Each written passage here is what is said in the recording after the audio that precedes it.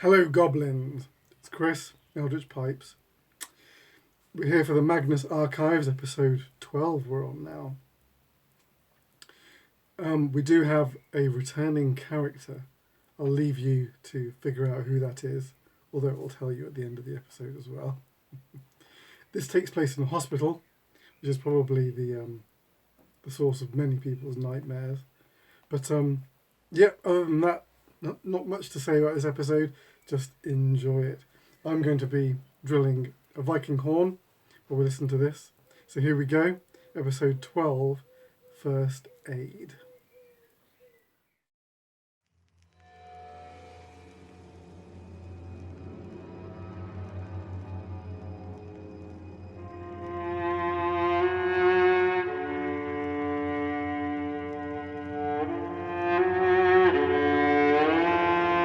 Rusty Quill presents The Magnus Archives.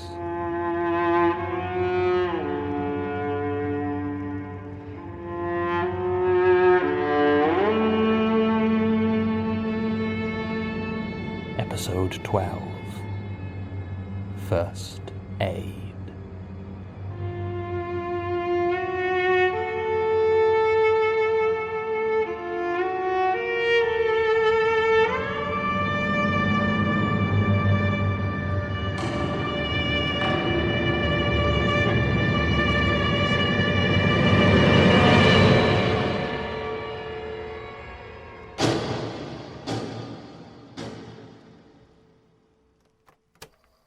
Statement of Lazire Saraki regarding a night shift at St. Thomas Hospital, London.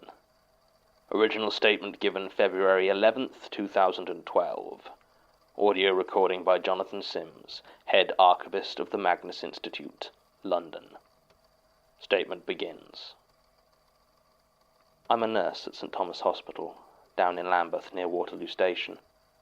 Technically these days I work for Guy's and St. Thomas NHS Foundation Trust, but Guy's Hospital is at a completely different location, the other side of London, so for the sake of clarity, I work at St. Thomas. Christmas is one of the worst periods to be working at a hospital, and in the accident and emergency department it's even more unpleasant.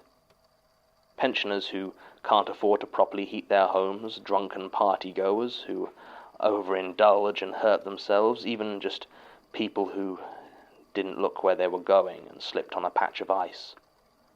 Christmas brings out the side of people that always seems to lead them to the hospital. So I was relieved last year when I got my shift pattern and learned that my last A&E shift of the season was going to be on the 23rd, 2 full days before Christmas itself. That was the good news. The bad news was that the 23rd was also the Friday immediately before the big day, and that meant people finishing work for the holidays and going out for some celebration. When you work in accident and emergency, there are few words that fill your heart with such dread as the word celebration. That night wasn't as bad as some I'd seen.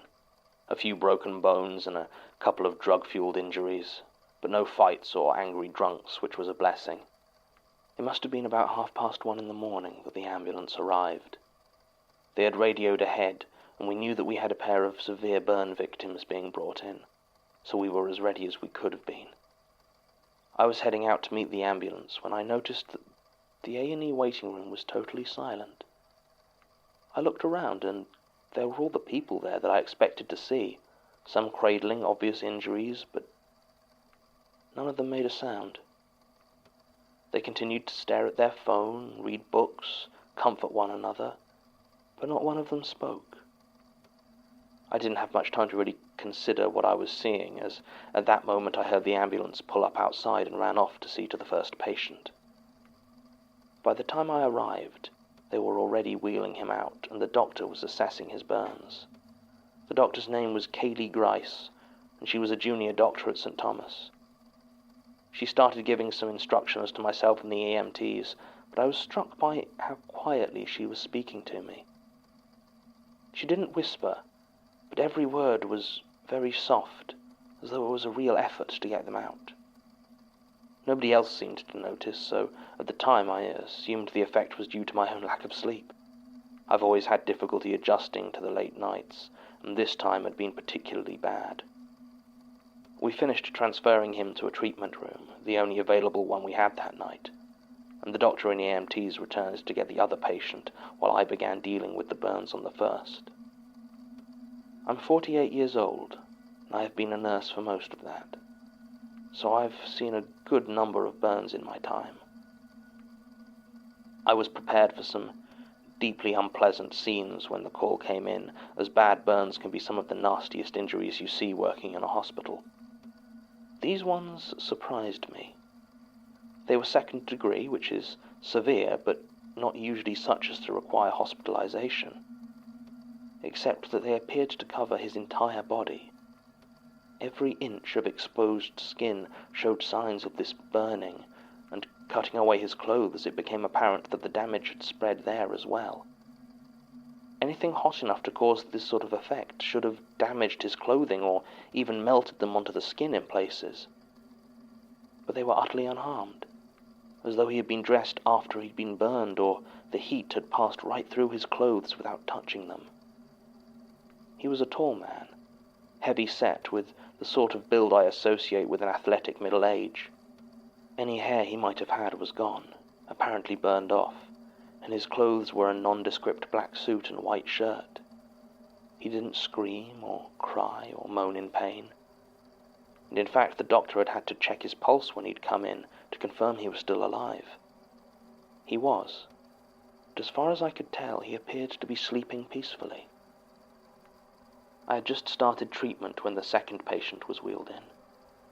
He was in almost identical shape to the first, except for the fact that the burns seemed to stop at his neck, along a clear line. It was as though he'd been wearing a choker that the heat couldn't get above, but his neck was bare. He was smaller than the first man, and younger, I'd guess in his mid-30s. He was clean-shaven, but had long hair dyed completely black. He wore a similar suit to the older man, except that over the top he wore a long black leather coat, just as undamaged as the rest. It looked new, and I felt quite bad having to cut it off him, but we had to confirm how extensive his injuries were. Like the first, he was completely covered in almost uniform second-degree burns, except for what at first I thought were small black scorch marks. Looking closer, I saw that they were eyes. Small, tattooed eyes on every one of his joints, his knees, his elbows, and even his knuckles, as well as just over his heart. I would have expected the burns to have almost destroyed tattoos that small, but instead they were unblemished, and the skin about a centimetre around each one also didn't seem to have been affected. To say I was unsettled by this would have been something of an understatement. I barely noticed when Dr. Grice and the EMTs returned. They seemed to be talking normally now, and discussing who these two people were. Apparently the fire brigade had responded to reports of a blaze in a building site near St. Mary's churchyard and had turned up to find the two men lying unconscious. There had been no fire, although the ground they lay on showed several burn marks, and a metal bar that had been lying nearby appeared to have bent slightly, as if from great heat. The fire service had called out an ambulance, and they had brought the men here. Apparently the older one hadn't had anything on him at all, no ID, no phone, no keys, nothing. While the younger man had only a Zippo lighter with an eye design on it, similar to the one tattooed all over him, and an old passport that identified him as Gerard Key. I never got to look at the passport, but from the way the EMTs were talking about it, I gathered the man was well-travelled. It was at this point that the EMTs had to head out on another call, and Dr. Grice and I got down to treating the two men, the weirdness temporarily forgotten. Medically speaking, there was nothing abnormal about the burns, and it didn't take as long as I had feared to get them properly cleaned and bandaged. Throughout it all, the two of them didn't stir, and I wondered if they were comatose, but that sort of diagnosis would require a lot more testing, which probably wasn't going to happen that night. So, having finished giving them what treatment we could, the men were moved to one of the few wards with bed space, and I returned to working A&E. And, for an hour or so, I forgot about the odd strangers that lay unconscious just a few doors away. I only noticed them again when I had to pass through that ward heading towards the nearby stockroom for some more gauze. As I walked through, I became aware of a sound coming from the bed of the older burn victim. I never did find out his name. I walked towards him slowly, straining my ears to hear what he was saying. It was so quiet as to be almost inaudible. It was definitely words, the same words over and over. The more I heard, the more it sounded like most of them weren't in English. The first sounded like a sark or a sarg, then vipalach, and finally in English, the lightless flame. The last part was very clear, and I assumed he was talking about whatever burned him, but he said it with such intensity that the words made me feel quite uncomfortable. His eyes were still closed and his lips were barely moving. I started to feel warm, like there was a fever quickly creeping out towards my skin. It wasn't the first time I'd had a reaction like this, though, so I took a moment to center myself, and the feeling receded. The burned man was still whispering. I might even have called it chanting, and I wasn't entirely sure what to do, so I checked his bandages to make sure that they didn't need changing, and left to go and continue my shift. If I saw Dr. Grice, which was more than likely, then I could tell her that our mystery burn victim had started talking. Mostly I just wanted to get out of that room for as long as possible. It was as I returned to the main accident and emergency reception that things started to get really strange. And by really strange, I mean that the reception was completely empty. I don't care how late it gets, and at this point it was nearly 3 a.m, the waiting room for A&E is always full, especially on a night like this. I mean, I'd been in there not 5 minutes before, and there were upwards of 30 people. But now it was utterly deserted. Even the staff at the admissions desk were gone. I was freaked out, quite frankly, and started checking through all of the examination rooms, the wards next door, and the individual patient rooms. All empty, except for those patients physically too sick to move or hooked up to IVs. They lay there sleeping, and part of me wanted to wake them just to hear the sound of another human being, to not be alone. But like I say, it was 3 a.m, and weird as all this was, I couldn't justify waking up patients just to put my own mind at ease. I went as far as to make as much noise as possible directly outside their rooms, but they just slept on. It was as I returned to the waiting room for the 3rd time in as many minutes that I heard it. It sounded like the growl of an animal, a rolling, angry sound, and I realized that the floor was shaking ever so slightly. I looked around for the source of the noise. I was getting more and more frantic by the second, and then I saw it. Lined up against the wall of the waiting room were 2 vending machines. I rarely paid them any attention, as there were better options in the staff room, and one or both of them were usually out of order.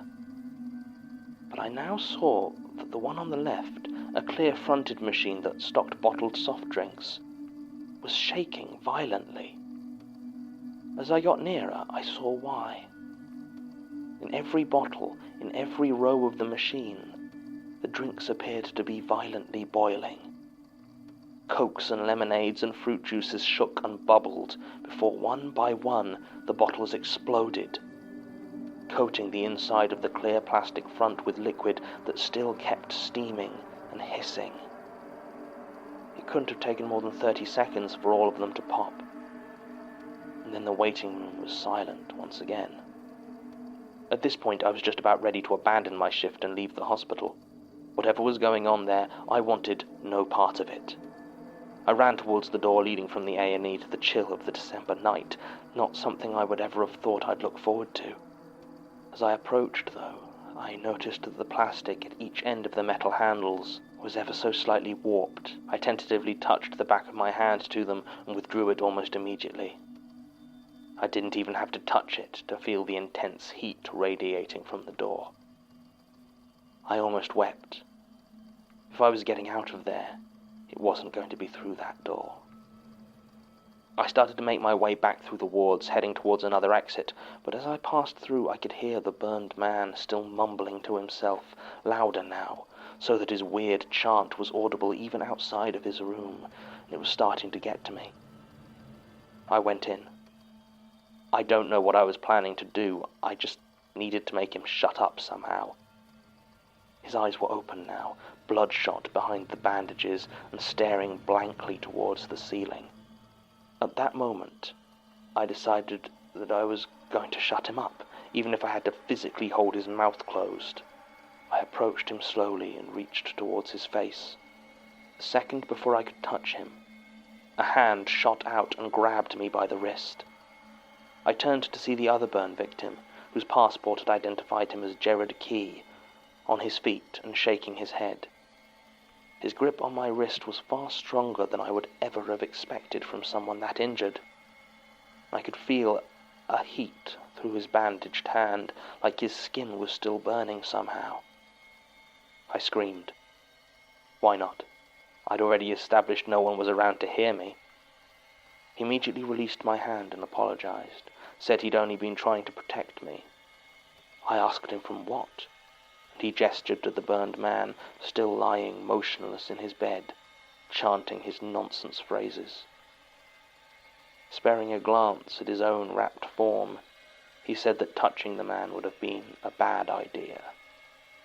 He seemed to be in tremendous pain as he spoke, but did his best to hide it. I didn't say anything then. I wanted to ask what was happening, and it seemed like he was waiting for me to do just that, but something stopped me. Something told me that if there was a coherent explanation for everything that had happened since the ambulance arrived, then I would be no better off for knowing it.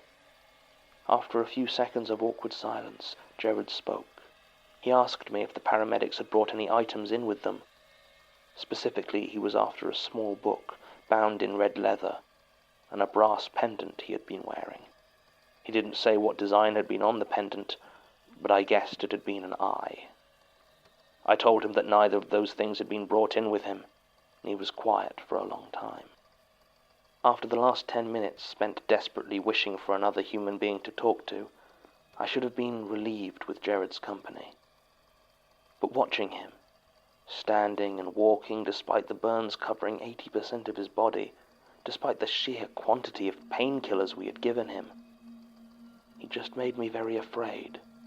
Finally he nodded, as though dismissing me, and limped past into the corridor, towards the supply cupboard. I followed him, asked what he was doing. I got no answer, but he seemed to know the code to the door immediately, and strode right in, scanning the shelves for something. He saw what he was after and picked up a small object wrapped in paper and plastic. I recognized it immediately as a sterile scalpel. He was going to kill the chanting man. I could feel it in the way he stared past me as I stood in the doorway. He started walking towards me. The storage room was not big, and it took him barely a second before he was in front of me, but it was the longest second I've ever experienced, as I tried to decide whether to risk my own life for that of the burned stranger, blankly chanting his unsettling prayer. Behind Jared, I saw bottles of saline solution start to bubble and boil. I stepped aside. He nodded in appreciation and said something that I remember very clearly, even though it still makes no sense. He said, "Yes, for you, better beholding than the lightless flame." I didn't try to stop him as he walked back into the ward. I just stood there and watched as he took out the scalpel, muttered some words I couldn't make out, and plunged the blade into the center of the chanting man's throat. At that moment there was the sound of sizzling and a smell like rotten meat on a grill. I watched as the flesh around that wound began to blacken and crack. The bandages curled and disintegrated, and the scorched skin spread over his body like water. There was no fire, and I felt no heat. But over the course of 20 seconds, I watched this man's body cremate itself to ash. Even the scalpel was gone. Jared Key walked over to his own bed, and picking up the empty bedpan beneath it, gently swept the ashes into the basin and handed it to me, asking me to dispose of it. I took it and numbly walked out, heading towards a medical waste bin. As I walked the corridor, I noticed a figure at the other end. It was Dr. Grice.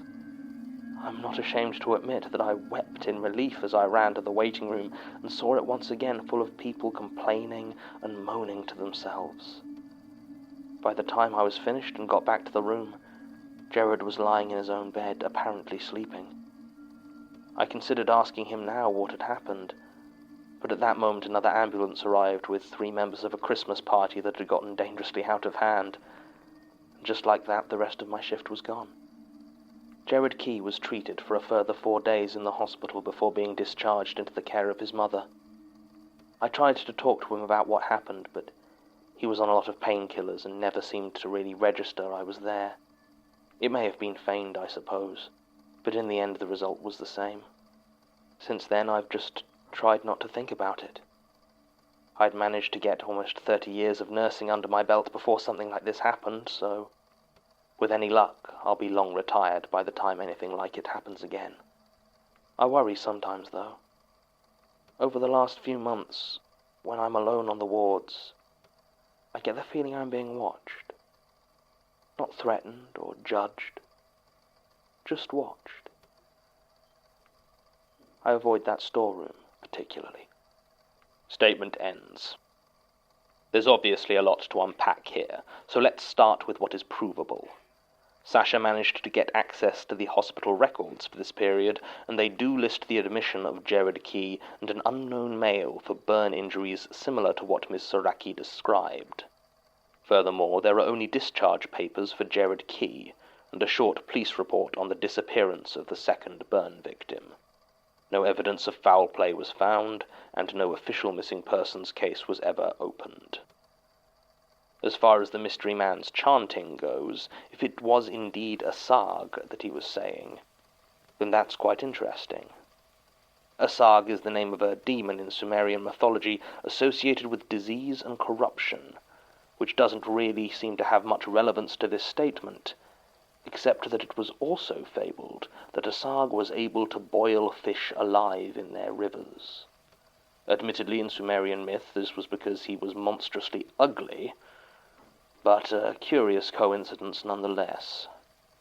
Vipalach might also be a mishearing of the Polish word vypalach, according to Martin, which means to cauterize or brand.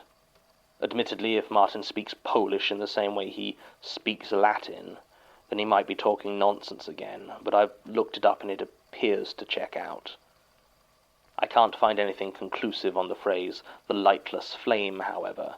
It crops up in a lot of different contexts throughout various esoteric literatures.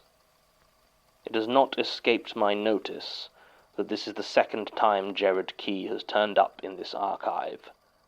I'd be very keen to get his statement, but unfortunately it looks like he passed away from a brain tumor late last year. We're doing further research into him, though, and if we're lucky, maybe we already have a statement from him tucked away somewhere in these damn files. We contacted Miss Saraki to see if she wanted to make a follow-up statement, but she declined. Apparently she still gets the watched feeling occasionally, but aside from that, there haven't been any other abnormal occurrences in her professional or personal life. One final note. Sasha has been able to access the hospital's CCTV footage for the night of 23rd December 2011, and it shows something quite startling. I had assumed that there was a significant hallucinatory element to Ms. Saraki's story, and indeed the ward where Jared Key was admitted didn't have a camera. But the accident and emergency waiting room did. At 03:11:22, it shows everybody in that room, which I personally counted at 28 people, standing up and calmly filing out of the doors. After this, Ms. Saraki can be seen entering and leaving 3 times, once taking a minute to stare at something beneath the camera, which I assume to be the vending machine. The rest of the staff and patients do not return until 03:27:12, over 15 minutes after they left, when they walk back in through the same doors. The footage does not contain any sound, and no alarm of any sort was recorded, so I cannot offer any guess as to why they left or what they were doing in the intervening time. There is one other thing Sasha highlighted, however. At 03:22:52, the feed cuts out for less than a second, and is replaced for a single frame by a close-up of a human eye staring back through the video feed. Recording ends.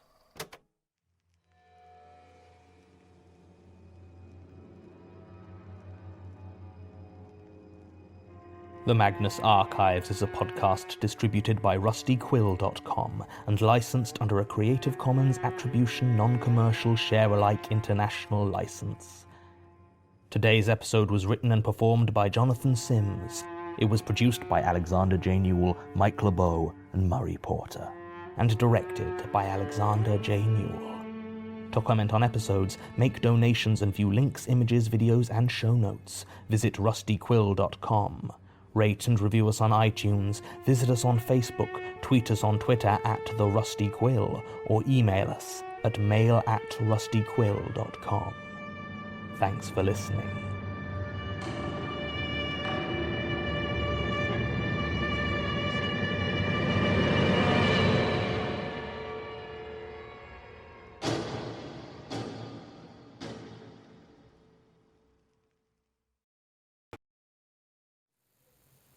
All right. Hope you enjoyed that. I shall be back very soon, probably with some more pipes, possibly a tobacco review. Who knows? But certainly next week for episode 13. So until then, take it very easy. Your loyal pipe maker.